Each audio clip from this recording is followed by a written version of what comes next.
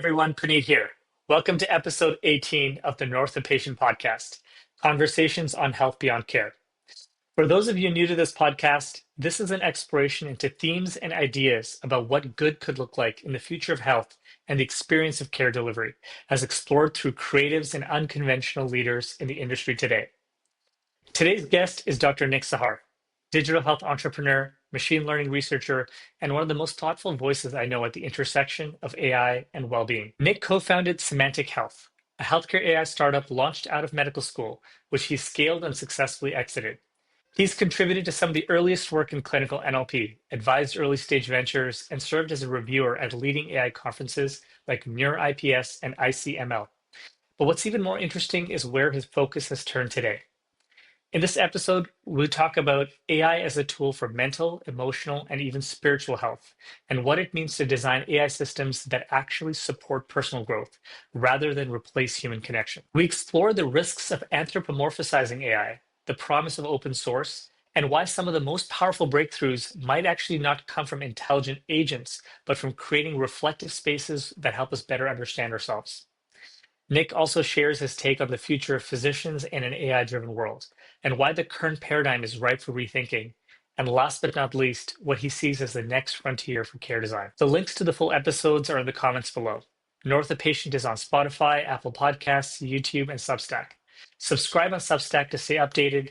And if you're enjoying the show, I'd love to hear your thoughts or suggestions for future guests, and do give the show a like. Without further ado, here's episode 18 with Nick Sahar. Hey Nick, how you doing? I'm good. How are you, Puneet? Doing great, doing great. Even better now that we have you on the show. I'm so excited this is finally happening. You and I have known each other for, I don't know, it feels like five years plus, A long time, yes. a long time. And there's been so much I've been wanting to chat with you about, given your illustrious career that you've had and building a healthcare AI company and all the great work you've done. So thanks again for coming on to the show and excited to chat. Super excited to be here. Looking forward to diving in and just discussing all sorts of things. Let's go. Let's go. Awesome. So maybe to start, for those uninitiated to everything Nick Sahar related, Yeah. can you talk a little bit about your journey, kind of going from medical school to becoming a founder, and guide us through that? Yeah, I wouldn't say it was like a linear journey. It's been like a wild kind of circuitous ride, but I started out actually in medical school in 2015 at the University of Toronto. I went in and I had like, my really like the reason why I went in was I wanted to have as big of an impact as I could on healthcare and improve the healthcare system.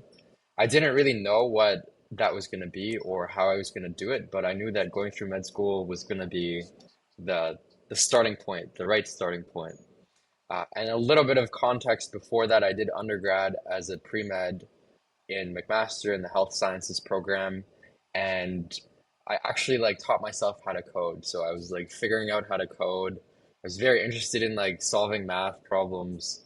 Uh, there's this website called Project Euler, which just has all these math computational problems. It was really fun. That's how I learned how to code. Uh, and Amazing. and yeah, I went into med school with this vision of I want to change the healthcare system. Uh, just for some further context, I was born in Palestine and I moved to Canada when I was 6, and then I grew up in Canada.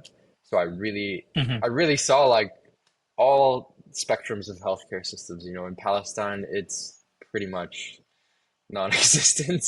In Canada, it's a Yeah. first world, first tier system, and I became very, very um, passionate, almost obsessive about like how do we help make healthcare better for everybody.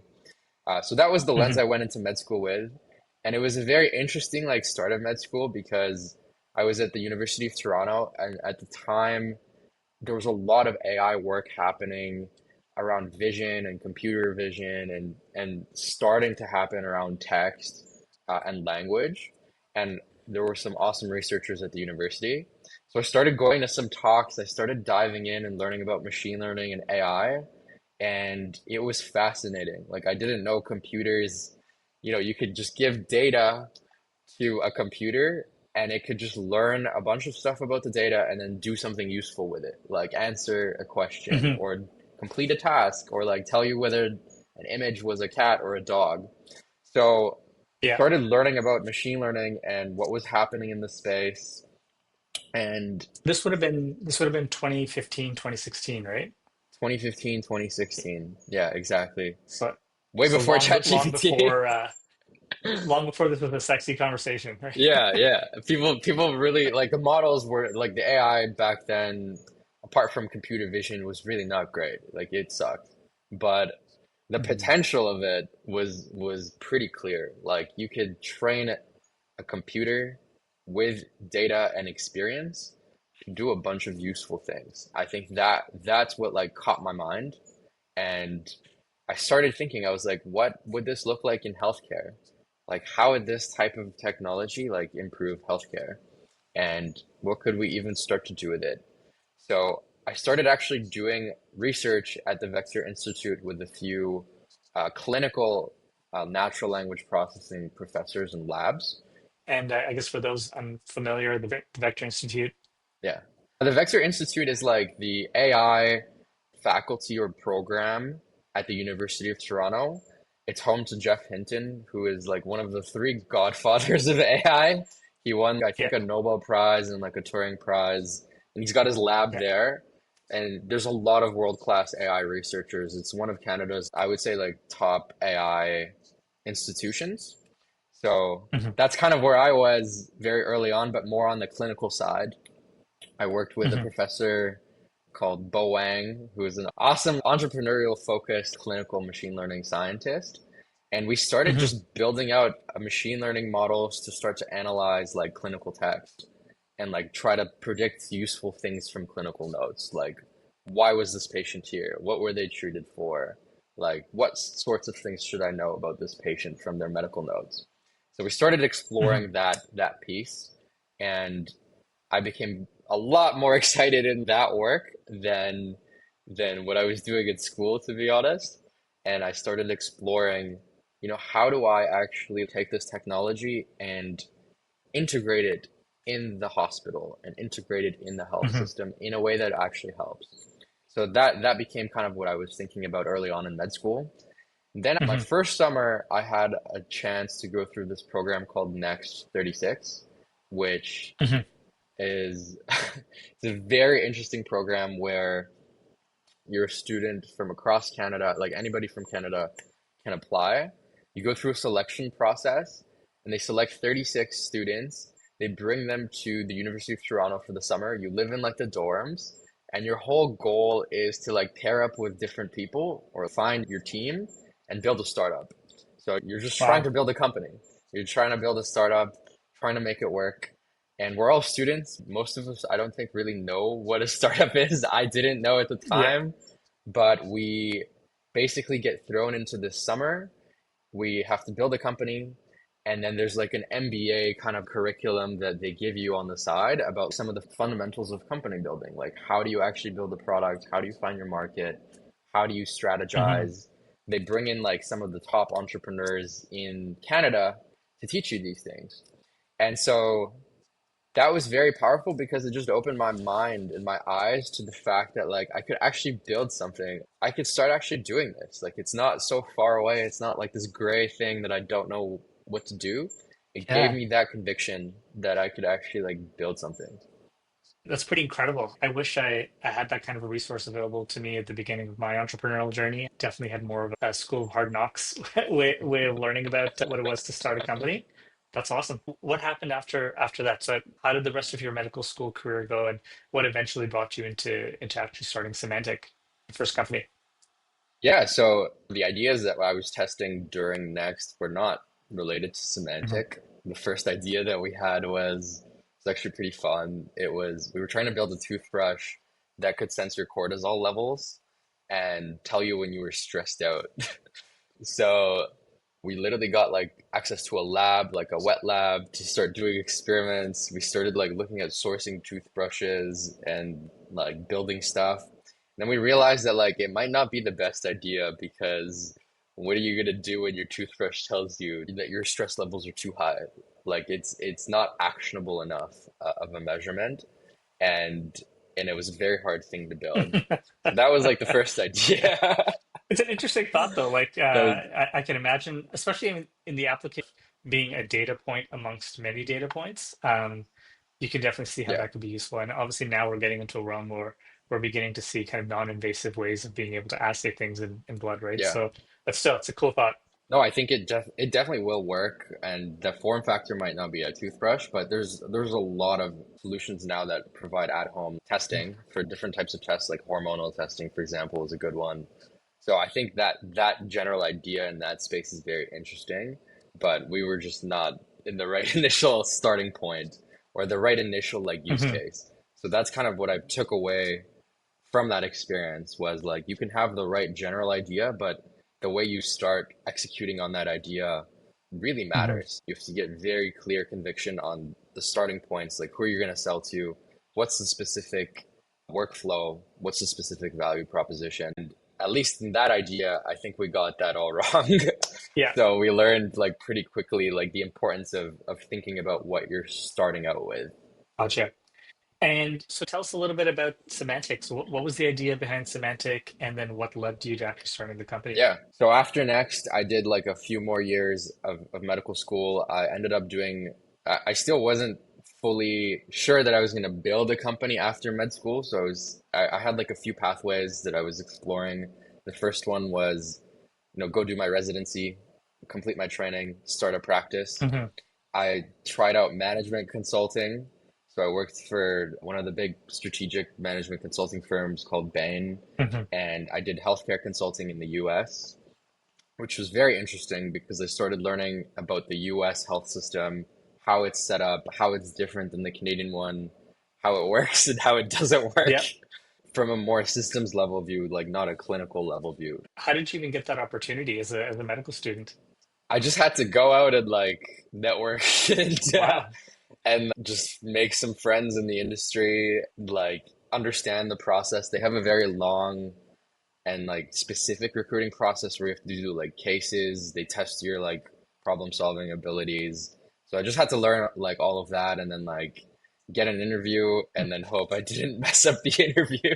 And you would have done this like in the summertime during medical school? Is that was that the idea? Yeah. So I kind of started looking at my summers as like different experiments I could do in different like career That's paths. This fascinating. went back into school, except I was in clerkship part of Hmm. school. So now I could actually get exposure to like what it actually means to kind of like practice, like the first steps of like practicing. Or that was so powerful because it took like everything I was thinking about on the technology side, on like what I learned with consulting, and it kind of just like made it a lot more real, a lot more visceral. I was now on the ground and exposed to like a whole bunch of different healthcare environments, and I could actually start to see what was going on in the hospital and like what was specifically broken, what didn't really make sense. So that's where the first seeds of semantic like started to sprout, I would say, medicals in like third and fourth year.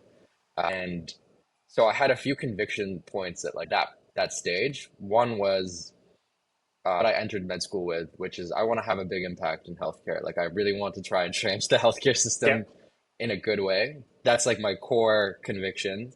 The second one was I think like AI is going to be critical to doing that. Like this technology is very early. This was now 2017 now, so still before even the ChatGPT precursor models came Hmm. out. I had a strong conviction that like this tech was really going to be a strong technology for healthcare. And the third one was like through my consulting experience and then on the ground, there were a lot of issues I saw around healthcare data, like clinical data, like a hospital or like in the US as an insurance company, you generate so much information on your patients, like clinical notes, conditions, procedures, like why did they go to the hospital, what did they get treated for? Hmm. But all of that information is like very messy, very inaccurate. The doctors are like scrambling to type it and scrambling to document. It's not the most structured. Every doctor does things differently. And then there's a whole process behind the scenes where people are reading through all of these notes to try to make sense of Yep. them. And hospitals are spending like millions of dollars on this process. They call it medical Hmm. coding. So I learned about the medical coding process by like walking into the basement of one of the hospitals and seeing like a team of 20 people reviewing stacks and stacks of Yeah. paper. And I was just like, why do you need to do this? Yeah. What's going on? And it became clear that this was like the central node where all the healthcare data like passes Hmm. through to get processed for essentially Yeah. insurance and like funding. In Canada, it's funding and reimbursement. In the US, this is how they get Yeah. paid. So that was my third conviction point is like we can start here. We can start on the medical coding side because all of the data flows through this Hmm. node, this workflow in the hospital, and you really need to be as accurate as possible to represent what actually happened to the patients or the hospital's not getting reimbursed Hmm. properly. But even more deeply, like you need it to be accurate so that the data is actually useful for making decisions and then eventually for training AI and better AI. So I built very strong conviction that this was like starting point for like whatever I was going to build. And that was the core thesis for Semantic is let's start applying AI to this medical coding process and see what happens, like see how much impact that we can generate. That's incredible. I mean, those are three really solid pillars to base a company off of. And obviously, you made some really important bets early on.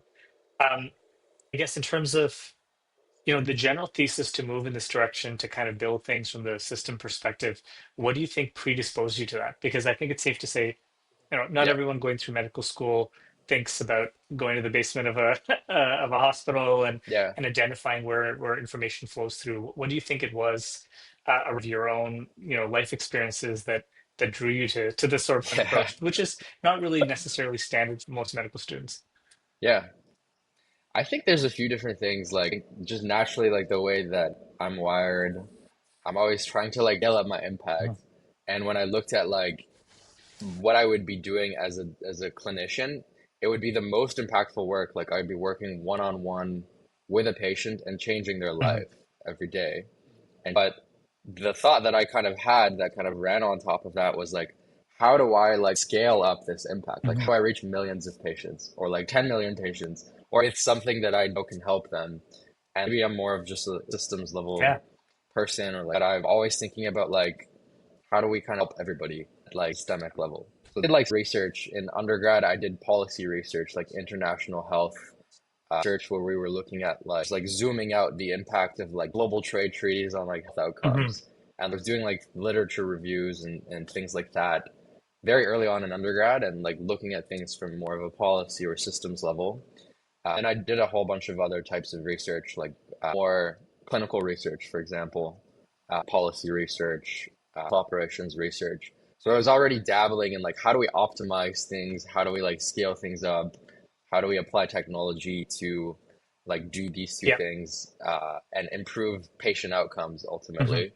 And I think once I learned about AI as like that enabling technology, I just became very, very excited. Like I could see a clear pathway to just starting to apply Yeah. AI in healthcare and having huge amount of impact to a lot more people than I Yeah. could personally like ever see as a doctor. I deeply resonate with that, and that was the same conviction that sort of led me to leave my position at TELUS Health and kind of go back into building Nimble and sort of why I'm doing what I'm doing today. So I definitely relate to that desire to sort of see things be able to impact as many people as possible, and to also be able to solve system challenges because those system challenges represent pain that's being inflicted on so many people, right? Whether it's lack of sustainability of a Yeah. healthcare system or lack of an ability to scale high quality care. So maybe briefly talk us through Semantic, just for those who don't know the story about Semantic. What was the big thing you guys ended up accomplishing, and where did things go? So off of those three like conviction points, I started building a company my last year of medical school. This was in 2019, so the year before COVID hit. I was just like, okay, I'm gonna build this company. I made like a very hard decision not to apply to residency or go back to Bain, or I even got into like a BA program. And so I put everything on hold and I was just like, I'm gonna build this company. And we ended up focusing on Canadian hospitals first. So we started working with a few Canadian hospitals in 2019 with the focus of helping them identify mistakes in how their documentation and how their coding is currently working. So we started building software to audit clinical data and to identify issues that are going to impact accuracy of the coding before they submit it to the government, which is called Kai in Mhm. Canada. So we did that. We built an MVP. I hired a few of my friends early on. We didn't really have any money. Yeah. So we were just working with a few of my friends to build like our prototype early on. And we got a few really cool pilots. Like a few people really believed in us early on. And so I was going into the hospitals, building out the prototype, working with the team, and actually seeing it work. Mhm. That was like the first 6 months of the Yeah. company, and then COVID hit, Yeah. so we couldn't work in the hospitals anymore, and that made it very interesting because it meant that we had to build the company Yeah. remotely. So we had to now hire remotely, build a way to actually like together remotely, keep some culture and build that culture, and ultimately raise money. So after we closed a few pilots, we ended up raising venture capital. So it was interesting because we didn't meet any of the investors in person. It was like the thick of COVID, and it was just all Zoom calls. And we met so many interesting people, like awesome investors, and closed some Yeah. funding. Investors both in Canada and in the US. Mhm. And then we started to use that funding to hire people and like hire engineers, hire product designers, hire domain experts like medical coders, and to start to build a team. And once we got to that point, I realized that we should also start to do this in the US market. So we started diving into south of the border, the American market. We got a few pilots with hospitals there and ran that same type of playbook where we started in Canada, but in the US. And so we did that for 4 years or so before we got into an interesting place. We now had software that could analyze your clinical notes, analyze your codes, tell you what all the issues are, tell you what the dollar impact was, what the impact on quality and patient outcomes would Mhm. be. And we figured out how to deploy like AI on premise, train AI models on premise on like hospital servers, which was really, really painful, by the way. Figured out how to like orchestrate like the technology stack around that. And then we started building out medical coding software to read clinical notes, sit side by side with the coders, and essentially act like a spell checker for the Mhm. coders. So, if you're using Grammarly and like you've got a mistake in your writing, this software that we ended up building would flag all of the mistakes in your medical coding. Mhm. And so yeah, at that point, we actually met a very interesting company called AAPC, or the American Association of Professional Coders. This was like largest association of coders in the world, like 200,000 members. Wow. They certify, they educate, they make sure that the medical coders are trained to do their Mhm. job, and they offer some software services like coding tools and coding resources as well. The reason I bring them up is we started thinking about initially how do we integrate our technologies together and create like a more comprehensive offering for Mhm. coders. But over time, it became very clear that like we would work very well Mhm. together. So that started turning into a partnership to an acquisition talk. And over, a year and a half, we went through those types of talks and we ended up being acquired by AAPC. I think on our side, the vision was we were really excited by their brand, their ability to reach so many people globally, Yeah. their focus on educating medical coders and really thinking about the future. Mhm. Like they knew that AI was going to come in the medical coding profession in some way, shape, or form, and they wanted to be at the forefront of that. And so it was a really good synergy and partnership. Mhm. We ended up getting acquired, and in the last like 18 months or 2 years, we've been working together under the same Yeah. umbrella. And that hopefully gives like a quick summary of Semantic over 6 years to try. Quite the adventure, but again, Yeah, hats off. It's always an impressive feat, especially first time founder and somebody who made big decisions regarding finishing medical school and then going on, head first into this. It's not a decision to be taken lightly, and obviously you were able to make the right call in that case and have things work out. So often in hindsight, everything seems to have worked perfectly, right? And all your assumptions are right. yeah, But I guess I'd like to ask, what was the one assumption that you felt like about the business, whether it was something small or big, going into semantic that yeah. actually turned out to be wrong? What was your big constructive learning lesson? Well, we were thinking in the beginning we were focused on this whole notion of automation. Like I believe so much in the technology that I was just like, yeah, we could just build this out. We could just automate everything and it'll be perfect. So that was like the driving like conviction of like first few sets of the product or few iterations of the Mhm. product was full automation. Once we actually got into the workflows, once we started shipping and actually working with the coders, realized that automation was not a realistic goal, like from a technology point of view. And it was also not a useful goal for the person on the other end, Mhm. like the medical coder. Because like coding is as much of an art as it is a science. Like you can't just like, list out all the coding rules. There's like hundreds of thousands of codes, so many different situations that patients can end up in. And a lot of it is up to interpretation. And so the medical coder has to exercise some judgment to interpret the clinical note. Sometimes the notes might not contain all the information. So they have to go talk to the doctors and ask them. It's an art as much as a science. And automation, especially in the workflows that we were working on, which were inpatients, like the sickest patients, the most complex patients, wasn't realistic. Yeah. So we had to pivot our product kind of strategy internally from automation to augmentation. And I think like the really interesting kind of framework to think about today when you're thinking about AI applications in general is like there's a spectrum of on one side is like pure Mhm. automation of whatever you're trying to do. The other side is like pure human in the loop. Like the person reviews everything, has to fact check everything before it moves to the next step. Mhm. So you got to ask yourself, like, where do you lie on the spectrum?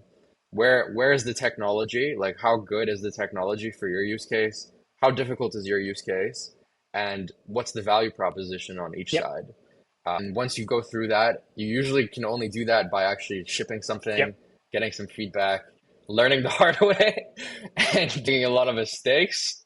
Once you figure that out, like that creates a very strong product thesis for applying AI specifically to like enterprise workflow. Like, I think that's really well put. And there's something to be said in general about like the last mile delivery of anything AI technology related. I mean, you can make an argument that even yeah, something like, for example, oh, like write a blog article for me, right? For which, large language models can do really yeah, well. And obviously the results you get are going to vary based on the quality of the prompt and a variety of factors and, what yeah, kind of information you provided, the specificity, all those things. But at the end of the day, there still is a difference between something that is purely output by a large language model at this point and something that has like the finesse of the yep, last mile. And sometimes the finesse of the last mile is something that was all purely technical on the input. And sometimes the finesse of the last mile is something where yeah, the human is actually adding that piece that differentiates it from like yeah, AI slop to something that's really a high quality product. And that's changing right now, right? Because yeah. like I mean, these are moving goalposts. AI is able to accomplish more. It's always Yeah. moving. I was using the AI Yeah. coding agents, like the first versions of Cursor, Windsurf, even Claude Code, which is like sits in your terminal. And I was just doing some experiments. I was like, how difficult of a engineering task can I give this thing that it's end-to-end Yeah. autonomous? And end-to-end autonomous is like, I just defined it as like, just give it the task in a well-defined way and it will Hmm. work. Like, pretty reliably, pretty consistently, it will do it faster and better than Hmm. me. And I wasn't Yeah. impressed. So I couldn't give it much. But in this, kept running this experiment, like the next quarter, 3 months later, came back to Claude Code, which I think is probably like the best way to do Hmm. coding with AI. Uh, and I started to really think about it like a junior engineer. So I just assumed it was a very junior engineer with like 1 or 2 years of experience. It was still like figuring out how to code. It's going to make a lot of mistakes. And then I just pretended I was a tech lead or a product Hmm. manager. Just gave it a bunch of like very clear, well-defined user stories, put a lot of structure around the engineering, like unit testing, pull requests, reviews. So I built out all the scaffolding and it became a lot more end-to-end autonomous for like more complex tasks that I was giving it. And like the trajectory is very clear. It's going to get better at a bunch of things, but there's a threshold right now in terms of the complexity of the tasks that it can achieve Yep. autonomously. So for your use case, I think that the art of this is like whatever you might be doing, figure out where that threshold is. If you can't autonomously complete it, then you've got to guide it. You've got to work with it. You've got to like actually be in the loop Yep. until it gets to a point where it's end to end autonomous. That's kind of like how I think about Yeah. AI. I understand that you're deeply passionate about the use of AI, particularly in the context of its applications in mental health. Tell me a little bit about your Yeah. thoughts around that, and what's cooking on your end in that department. Yeah, this is a very interesting topic, actually, mostly from personal experience. Sure, a lot of people can relate to this, but I find myself like in many like cases, like talking to ChatGPT about like stuff that's stressing me out, or like I'm emotional about something, or like something's going wrong in my life. I'll start talking to it. Like I start giving it some context. Like I journal a lot, so I give it some context, and then it like starts talking to me back about like what's going on. The first thing that I find interesting is like it's actually going on, like in my head, in their head, in reality. So what's the truth? Yep. And then like what do I do about it? Like how do I let it go? How do I process this emotion? How do I like figure out what my heart is telling me or what my soul is telling me to do? So I started actually talking to it like a lot about stuff that was happening in my life. And then I like was doing some research online and like talking to friends. And it seems like everybody like does this in some way, shape, or Yep. form. Like pull up ChatGPT, you just start talking to it about stuff, about your thoughts, your emotions, about difficult Yep. stuff. So I think like the technology itself is very powerful for helping people to do this type of work. Like whether you want to call it therapy, soul work, like whatever it is, Hmm. like just like getting your thoughts out, figuring out like what the reality of the situation is, what your heart might be telling you, what your brain might be telling you, and then like making the right decisions for you or like going through some process that will help you process those things. Just double clicking on that a bit, but in terms of your choosing of ChatGPT to have this sort of exploration with, do you find that it prefer, let's say, to Claude or to Llama or to others, or is it too sycophantic? What are your thoughts? So I don't think ChatGPT or anything on people are using is really designed to do this Yeah. properly because to do this type of work with somebody with like a patient or even you properly, like the model itself has to have context on you. It has to know Hmm. you. It has to understand you. It has to like talk to you a lot. It has to know about what you've been through in the Hmm. past. And I don't know about you, but I don't want to share all that information with Hmm. ChatGPT. I don't feel comfortable like just sending it out to the ether. Like I'll admit, like I like to actually like get some good use out of it. I had to like upload a lot of my journals, which I kind of feel uneasy about, to be honest. But when I did do that, it was so much better, like actually helping me out. Like it was a lot better, a lot more tailored. It wasn't hallucinating as much and it had the right context, like my past context, my current thoughts. So number one way or reason why it's not designed like right now for this type of work is it needs all of like a good amount of context, and I personally like don't want to send all of my data to AI at the end of the day. The second reason that psychophancy, like confirmation bias. So the way these models are trained is ultimately to get you to like them and get you to keep engaging. And the way that they do that is number one, they have a bias towards telling you what you want to hear and towards continuing the conversations and directions that you want to hear. So if you're talking about like really tricky emotional situations or things that you're going through, if you in your prompt give it too much information about where your stance is, it's gonna echo it. Like, just like I think this person's being like to me, it's gonna echo that. Whereas if you just talked about the situation objectively, didn't give it like a Yeah. side, then it's gonna come to its own conclusions. But it's very easy to trick it into being biased. Hmm. So the way I got around it with ChatGPT is you have to do like an anti-psychophancy prompt, like a huge prompt in the system prompt, a bunch of different things. You tell it, hey, like be as objective as possible, call me out on my BS, tell me when like my ego's in play, like give me like the other person's like factual, like you can tell it to do a lot of these Hmm. things and it makes it a lot Hmm. better. But there's absolutely zero guarantee it's listening to those things because we have no idea how system prompts really Hmm. work at the end of the Yeah. day. And when the conversation gets long enough, like it might forget a whole bunch of random stuff. So that's the second problem. The third problem with like ChatGPT is if let's say you're a patient with psychosis or like prone to delusions and you're using ChatGPT to like process your delusions, it's not going to have that self-awareness that a therapist or a person will have that you're in like a dangerous situation potentially to Hmm. yourself or other people, and it might feed that delusion and it might feed that psychosis. And you're starting to see articles that talk about these case studies of like people that obsessively start talking to ChatGPT and then like they get delusions triggered or psychosis Yeah. episodes triggered. So I think that's only going to get worse because these models, again, like there's structural problems with these models and using them for therapeutic use or like processing like serious Yeah. stuff. But with all of that said, I really do believe that if you build this in the right way, like everybody on the planet can benefit from having somebody or some AI Hmm. that understands their context, like really is focused on helping you grow as a person and process the stuff that you're going through.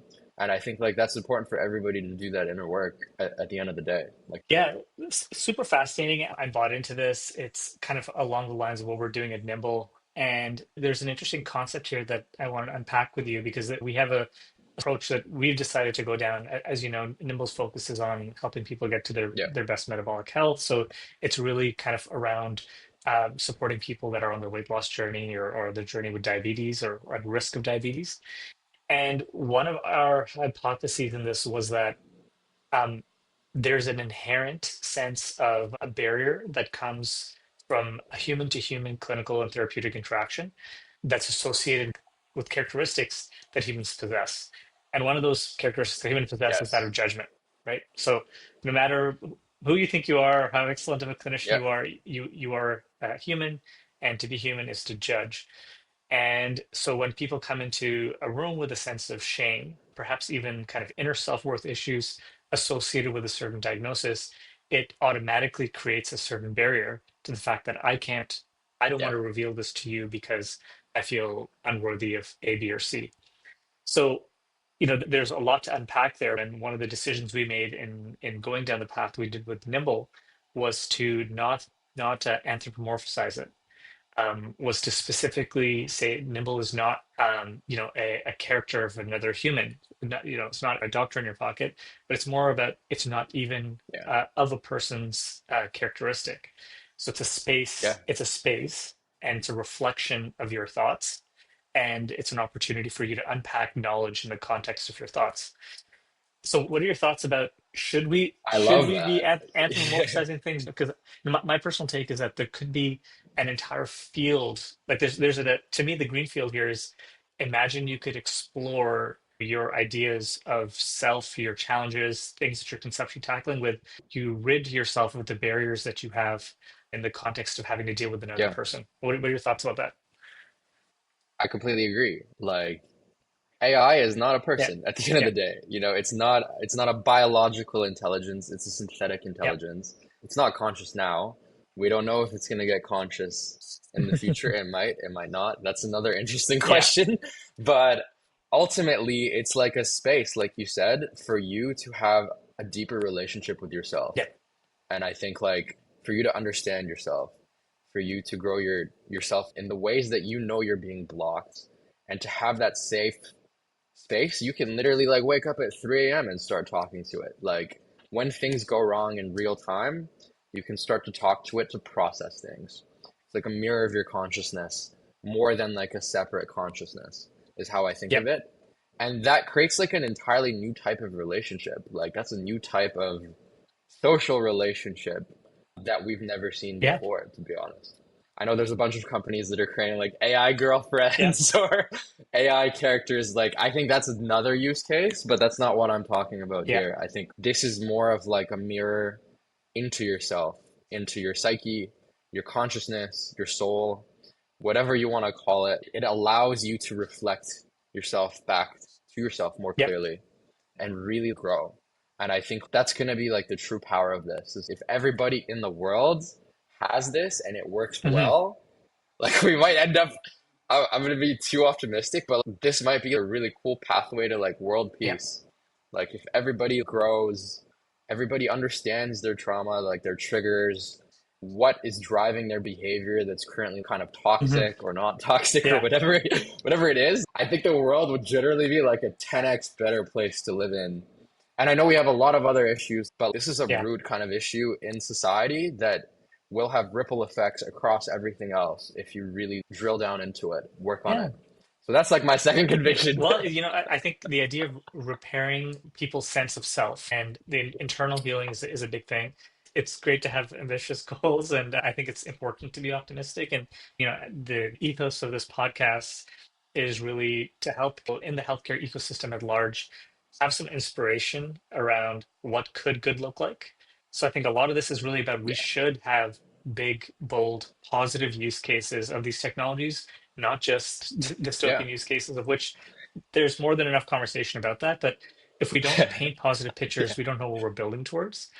Um, so I think that's hugely important. Now, do you feel that in the context of people's preferences, what if somebody says, I have a preference for something that is more anthropomorphized, or I have a preference for actually in human interactions and Yeah. connections? Is your sense that Yeah. like the future actually looks much more bespoke in terms of you get what you want, and therefore there's just a much bigger market in that context? What are your thoughts about like where do people's preference falls into all Yeah, this? I think the preference itself ties back to the question of the UI UX of this technology. Like, how does a person best interact with the AI Hmm. for whatever they're trying to do? That's still an unsolved question. Like, it's still very Yeah. early. I don't know.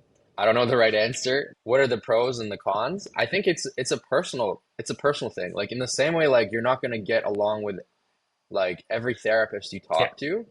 Like you have to go through like 10 therapists to be honest to find one that you vibe Yeah. with. So It's if all you're a about the person vibe. and you want a more personal Yeah. experience, it should be what you vibe with the most because that's what will get you to actually like look inside and do the inner work and work through the hard stuff Yeah. and not feel like you're being judged. So I think it's a personal kind of like answer. Yeah.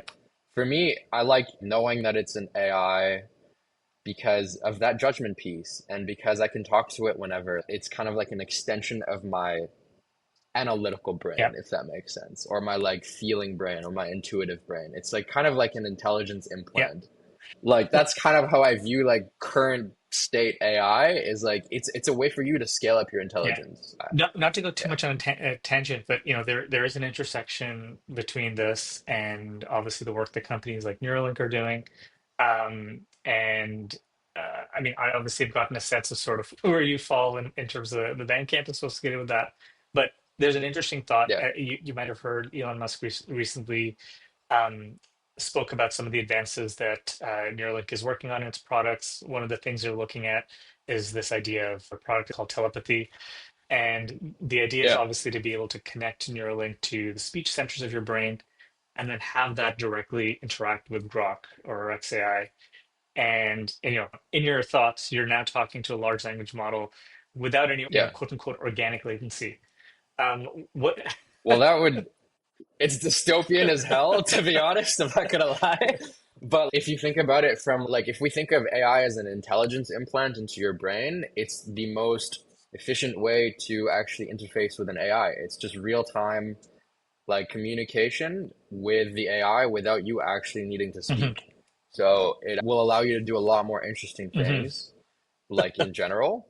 But I think I would not trust the current set of companies building Yeah. this to put something in my head right now, unless like I really, really know that they're not going to turn this into like a Black Mirror Well, it's episode, quite literally which is take it's hard. quite literally taken Yeah, from Black Mirror, it seems like, or perhaps vice yeah, versa. But which goes back to I, the importance of yeah, fiction. I mean, so much of the work, not to bring this back to to Elon Musk specifically, but so much of the work that I find, yeah, the tech barons end up doing, if you will, is derived from ideation in science fiction, right? Um, yeah, yeah. yeah, Like if you look at Star yeah, Trek, it's crazy. Like the Star Trek shows in the 70s or the 80s, like you just watch those episodes and it's like they're just predicting the future and the yeah. future's just like slowly materializing according to the Star Trek Man, I wonder episodes. if Gene Roddenberry really thought, this is going to have like a seismic impact on the course of humanity when he's making this show. I doubt he ever would have thought that. But to unpack the other side of this, which is that, with the Yeah, exploration and the possibilities that all of these technologies bring into the mix, there's obviously the yeah, potential side for harm. I completely agree with you. I think the opportunity for good is enormous. Obviously, worthwhile is understanding what the opportunity for harm could be. And some of those things we've talked about in the sense of yeah, delusions. But as you see this advancing, there's two themes of concern that come to my mind.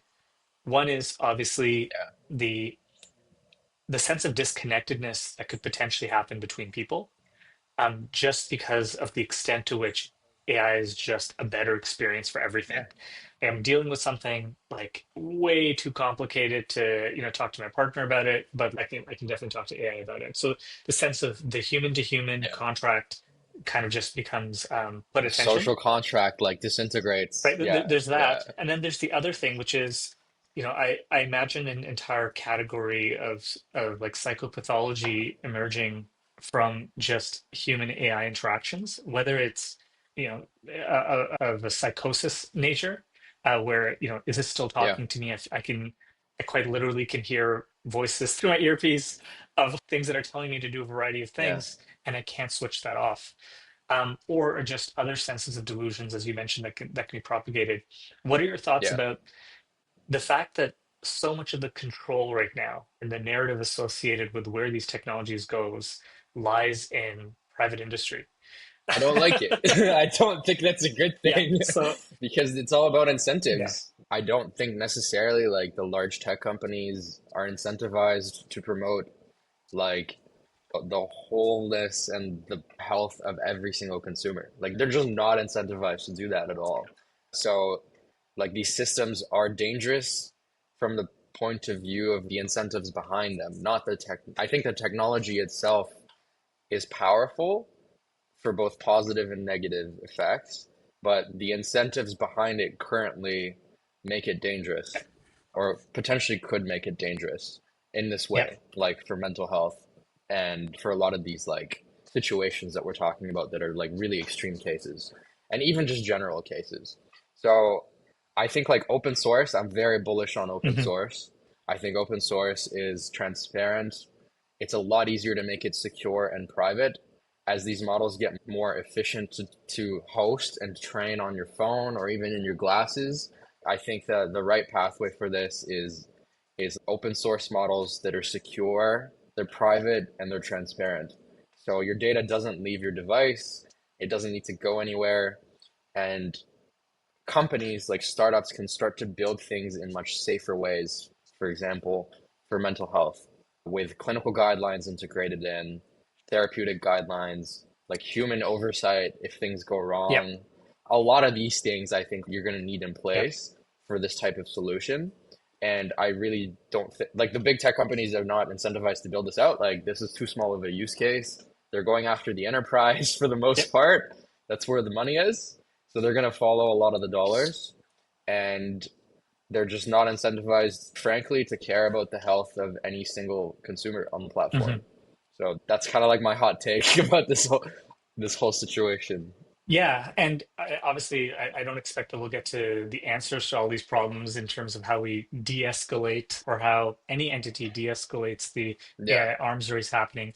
But I find it really interesting that, there's this. you can't. It's too It's late. it- it's You can't it's too de-escalate. late. It's just It's going to But continue. it is interesting how the extent to which the conversation, especially in comparison of, let's say, Europe versus the US, is in this context of uh, Europe just cares about safety and regulation of AI and is largely making itself Yeah. irrelevant in the conversation. And then there's kind of the real AI race, which is happening between, let's say, China and the United States. I guess at this point, what is the path, do you think, that leads to people who want to make solutions that are far more aligned with people's interests? What is the path to doing that, Yeah. knowing that in many ways we are dependent on the compute power and the foundational models that are being produced by the juggernauts in the equation? So how do you reconcile Yeah. with the need to build in that environment? It's hard. It's very hard. I'm building stuff in that environment myself. Like I'm doing a lot of other things. I don't really have time to build a secure, private, open Mhm, source like thing that I can talk to. And there's a technical friction to that mhm. now. But so it's hard. So the simplest thing you could do is go on ChatGPT, like create a custom GPT, set up your system prompt, add some context files, and start talking to Mhm. it. And that's like MVP number one. The risk with that is you have to give it your data. You have to talk to it, upload sensitive data, and essentially share everything. But that is the fastest way. I think as the technology gets better and better, we're gonna have more democratization of people being able to build on top of open source models. Yep. Meta, for example, like is taking the open source route. So they would be like Meta slash Facebook. I don't know how much I trust them either, but they are like fully in the open source camp and they've delivered open source Yeah. models that are decently good. You can take them, put them on a secured server in the cloud somewhere, and run your own data through them, and Meta will not see any of that data. So, like, those types of advances, I think, like, integrating that into your tech stack, if you're a startup, is going to be critical. If you're just a consumer, it's harder unless you learn how to kind of like deploy open source models. There's also a lot of applications like Olama is a good Mhm, one. It's like a desktop app where you can just download open source models and talk to them on your computer, and it's all locally hosted. mhm. So there's consumer applications too for you to get started, and there's also just a whole bunch of open source Yeah. models. Like Hugging Face is a good resource for this, and just learning about how to deploy them and kind Yeah. of like build with them if you're already technical will be important. But yeah, there's no good solution now. I think that will change over time, though. I'm more bullish that open source will be like Yeah. the winning path, the winning camp in Yeah. AI, than closed source. And if I'm not mistaken, OpenAI is also planning on releasing some open source versions of their models. So I think there's a general understanding Yeah, that that direction is much more appeasing to the interests of the population. Bringing things back into the healthcare conversation, one of the things I wanted to ask you was, what do you think the role of physicians plays out, in the next, let's say 5 to 10 years? The arc of that look like, and how yeah, bullish are you there that we're going to have the yeah. same needs for physicians as we understand them today? I think it's going to be important, like critical. Like you can't get rid of a Mhm, doctor. And I think the most impactful doctors in most contexts, like this might be a generalization, are the ones that are the most present mhm, with the yep, patient during the patient interaction. It's like, how present is your doctor? Are they actually listening to you? Are they reflecting things back to you in a way that you can understand? Are they just sitting there and listening? Like, do they have time and space for mhm, you? And like, how well do they know you? And I think those things, like, only a human can do. yeah, It's a relationship. It's an emotional relationship that you have with your doctor and a trust-based relationship. And I think as AI gets better, like it should take away the things that like remove presence from the mhm, patient-physician interaction. And I think that's where the humanness of it is I think what will allow us or what will like flourish a lot more. And then the things that cause burnout, like documentation, administration, all of these things that are burning our doctors out and causing them to not be present, we can start to handle with AI as it gets better and better. That's my yeah, vision, at least, is like that's what I hope will yeah. happen. I don't disagree with you, although I do wonder about the ability of the readiness of the profession. And I say this as a whole. Obviously, there's going to be individual groups, this individual Yeah, people make individual decisions. We both come from a medical yeah, background, and here we are kind of working deep on the technology side. But I yeah, think that one of the challenges I see in the context of the medical profession is specific, which comes from a place of good intention and a place of historic legacy around the conservatism and playing it safe and doing no harm, especially in the face of what's largely still, for the most part, a black box technology where yeah. transparency is almost not even really an option because there's no true It's explainability. not. And Yeah, it's not. It's not. It's so not. we are going to see an understandable resistance towards that. Obviously, that may wane over time, but there's also resistance because it does require the writing of what that role involves, right? And we know that clinical Yeah, decision making is going to be less and less a cerebral art of the physician alone, and it's going to be quite likely something that we do with deepening dependence on technology. And I do feel like there's not an insignificant school on the professional side, the institution of medicine, yeah, that's more resistant to that than I feel other healthcare providers, which I feel are much more likely to want to step up to the plate, that have more to prove. hmm, And this could be clinical pharmacists, nurse practitioners, other healthcare professionals that feel like they could take on more of the empathy, communication-based work, because truthfully, they have been more focused on that than yeah, physicians. What are your thoughts about that, and about the fact that if knowledge is yeah, democratized, and everyone's using the best AI tool that's available in the healthcare decision-making context, is it really the physician yeah, model where the physician model is defined around expertise in clinical decision making? Um, is that yeah, the right prototype to be able to scale that, or yeah. is it going to be more on the part of other healthcare providers that have been much more human centric and much more person centric? That's a really interesting question, and I don't know. Like the short answer is I don't know, but I think my hunch is a few things will happen. Like the culture in medicine will naturally shift as new generations of doctors are Mhm. trained, because the new generations are going to be using AI from like the moment they were born, pretty Yeah. much. In like two generations, everybody's going to be using AI from like grade Mhm. one. So I think like the doctors of the future will already know how to work with AI. The AI systems will get better and more reliable for clinical decision Mhm. making. But I think on the physician side, we still need the same level of rigor of training Mhm. on the expertise. Mhm. Like ultimately, the doctor, the person has to know exactly what's going on and use the AI as a tool. In the same way mathematicians use calculators as tools to do more math when they first came Yep. out, like a doctor should use AI as a tool in this way and not fully turn off their Yep. brain. So that's number one. The point about like other healthcare professions that have been mostly more focused on the relationship side and what AI will do with them, I think that's very interesting because it will allow them to become more and more knowledgeable Mhm. in different parts of their profession, the underlying principles of what's going on clinically or medically, and then other professions. And I think you can start to do more things out in the community or more things outside of like hospital visits or like in the emergency room or in the inpatient ward. Care becomes more continuous for patients that really need Mhm. it across their care team. And I think that would be a really cool reality where everybody on your care team has like their own AI. They're all experts in some specific way. The AIs talk to each other to manage your care, and you have continuous, like high quality care from anybody that you see in the healthcare system. Yep. That would be a cool reality. So hopefully that happens too. Yeah, I don't know obviously exactly how things are going to pan out easier. I've had a number of folks on this podcast, including Zaina Kayat. I believe you know Zaina as well, Yeah, who are much yeah, more, I think, bullish on the side of nursing and other healthcare providers taking on more of a role, and also the rewriting of these yeah, professions altogether to be much more task oriented as opposed to role based. So who's the best person to complete a task as opposed to like what yeah, historic role was associated with the task.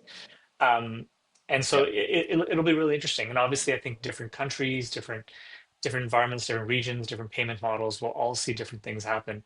But the thing I always encourage, those of you listening who are from the academic community or who are involved in building medical schools and thinking about the future, I do think that there's Yeah, a huge amount of importance in going back to the question of what is the value, what is the measurable, tangible value that we are training our future healthcare providers towards. And it can't just be yeah, that your value is you have an MD, which is like to a certain extent. I'm obviously being facetious here, but yeah, historically there has been the sense of, yeah, well, the value of the doctor is that they're a doctor, and I don't think that's enough. I think it is going to be about how are you showing, regardless of who the healthcare provider is, how are you showing that you have measurable impact that's of value to people and helping people's health.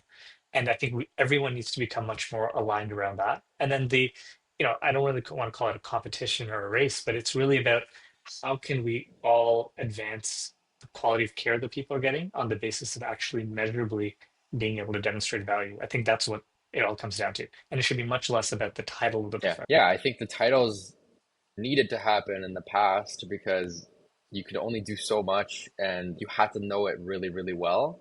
But I think maybe there's a role that's more Yeah. generalist that just spans multiple different functions and that works with different AI agents to like help a patient. Maybe it's like a therapy relationship where it's one person and they're a generalist and they can help you with pretty much Yeah. everything. I don't know. I really don't know what the right approach is. I think it's going to depend on where the technology is and then the culture. And then ultimately, it's change management. It's people's willingness to adopt, to change what they've been doing, to trust the technology, to mistrust it when it's not doing well, and kind of like their own hopes and goals for where this technology can go. So it's going to be exciting to see what happens in the next like 5 years, and then in the next like 10 Oh, years, totally. I don't know if things will be Oh, recognizable. totally. I was just listening to Dr. Brian Anderson from the Coalition of Health AI Chai, that organization in Yeah, the States, who was talking about in I think the next 3 to 5 years, he expects to see, it might even be shorter than that, AI prescribers emerge onto the market. So kind of autonomous agents that yeah, are able to handle, let's say, common minor ailments or perhaps even things beyond that. I also think things are going to trickle down to cost and value and preference. So you can imagine, and from a yeah, capitalism perspective, you know, layer one, plan number one, maybe purely AI. And then if you want to have more complex or more involved time, you're basically paying more yeah, for human involvement in that. So it yeah. kind of becomes more concierge. I could imagine something like that. Yeah. Navigation, yeah, like care navigation. That was my second idea during Next was like a care navigation. So I'm bullish on that. The technology back then was really bad, Yeah. but I think now you can do a lot more interesting things with care navigation outside of the hospital and like higher quality touch points with patients at any point in time. So I'm cognizant of time. There's two last brief questions I wanted to touch base on that I Yeah, like to ask yeah, folks yeah. coming onto the podcast. I guess one is, to those listening to this podcast who are touching various parts of the healthcare system, what recommendations, words of wisdom, or perspective do you want to add to them as they think about the future and building the future for their organizations? Yeah, I would say like jump into learning about AI, whatever technical level you are, whatever like interest or wherever you're working, just try to jump into AI. Like just even if it's as simple as using it and talking to it, you don't have to be building Mhm. it, but get curious about AI, get curious about what it can do now. It's gonna change, it's gonna get better. It might get worse in specific ways, and think about how you can change like what you're currently doing like in your life or at work by integrating AI. It's an intelligence upgrade at the end of the day, or an implant or whatever you want to call it. And the only way to figure out like how it's going to be useful for you is to like play around with it and test it out and to work with it. And you'll figure out your own way. There's no one way of using AI or talking to it. There's no perfect way. You just have to talk to it about things that you care about, get it to try to help you about things that are really valuable to you, and you'll develop your own approach and your own expertise around using it for yourself. And then also be skeptical. Like, don't stop being skeptical about the technology. I'm the most skeptical about a lot of things, especially the AI space. So always have a healthy skepticism. There's going to be a lot of hype, a lot of noise in the space, which is natural. But I think the core conviction I have is the technology is pretty real. It's only going to improve, and it's going to be probably like the most powerful technology that we've ever built. So that's kind of like my perspective. Awesome. And then last question to ask, outside of AI, outside of directly things in this field in technology, where do you find sources Yeah, of positive inspiration in your life? What are you reading, watching, talking to, hearing that you find is gives you optimism and hope? that's a really good question. Honestly, I've been going to like yoga Yeah. classes Yeah. sometimes, especially when I travel or like I go into different cities. I try to go to guided yoga classes or like meditation classes Mhm. where they walk you through like a theme like self-love or compassion or like even just socializing. And after a stressful week, it really grounds me and really like brings together people like on the same wavelength and same vibe. And that gives me a lot of energy. And then secondly, I think that I get the most inspired. I'm gonna be kind of pretty blunt when I just like put my phone away for 24 hours and just don't look at it and just go Yeah. outside. And that's the most, it doesn't matter where I am or what I'm doing. If you just make maybe like one day out of your week, like phone free and just not look at it, you'll get pretty damn inspired from pretty much almost Yeah. anything that you come across. So that's the second thing that I've been trying to do more of. And being in tech, it's really hard, but if you do it like a few times, it might be hard. If you turn it into a habit, like a weekly ritual, it's one of the most like eye-opening things. Like desensitizing yourself or unplugging from technology, I think is probably one of the most powerful things you could do. Amazing words of wisdom. I totally agree on Yeah. both fronts. And yeah, you're right. I mean, on the positive side, there is obviously much more of a movement towards people acknowledging the need to be present and have mindfulness in whatever form. And yeah, I think at the end of the Yeah. day, and you know, and this even goes back philosophically into some of the decisions that I'm making when I'm thinking about, you know, what we're trying to build. It shouldn't be about stickiness for the sake of stickiness, you know, for engagement. It should be about No. how do you make something useful and then how do you let people go? How do you let it Yeah. get people back to being with who they need to Like be with other human beings? It shouldn't just be about, you know, yeah, how much exposure exactly. can We you, shouldn't want to keep you you on know, the platform the whole time scrolling through stuff for ad revenue. Like that's why I think like really the usefulness and what we talked about the mental health like approach. The goal is that yeah, you shouldn't be talking to this. You should be out there living and then you come back, you check in with this thing and it helps you figure out how to live and go out there and just do stuff that you want that's aligned with who you are and your yeah, soul and just become a good person, like live the life that you wanted to live and stay off the phone at the end of the yeah. day. Love it. Well, listen, Nick, I'm so glad we got to have this conversation. I wish we were doing this in person. Yeah, I, we should at some point. 100%. And I also, I'm so glad that you're out there building because we need more people like yourself that are more aligned with human interests and more aligned with a positive direction for the future to be the ones helping to steer the conversation. I think it's a crucially important activity that Yeah. we don't just leave to, you know, Fortune 500 companies to to take care of. Maybe I'll leave with this. Like, I don't think there's been a time in history where any single person could have so much Yeah. impact with technology. And if you're approaching this as a positive technology that can really help people's lives, like you, it doesn't matter who you Yeah. are, you can have massive impact like now. And it will only be easier in the next like few years to have more and more impact. Like I don't think that's ever happened before. So that's what excites me. Love it. Nick, thanks so much again. And Oh, looking forward to the next chat. awesome. Thank you so much for having me.